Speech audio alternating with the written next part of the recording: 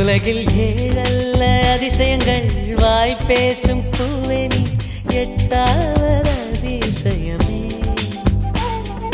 வான் மிதக்கும் கண்கள், தேன் தெறிக்கும் கண்ணங்கள், பால் குடிக்கும் மதரங்கள் அதிசயமே. நங்கை கொண்ட விரல்கள் அதிசயமே. நகம் என்ற கிரீடம் அதிசயமே. அசையும் வளைவுகள் அதிசயமே. கல் தோன்றி மண் தோன்றி கடல் தோன்றும் முன்னாலே உண்டான காதல் அதிசயம்.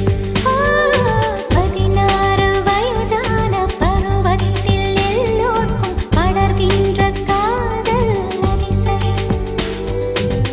பூவுக்குள் ஒளிந்திருக்கும் கனி கூட்டம் அதிசயம்.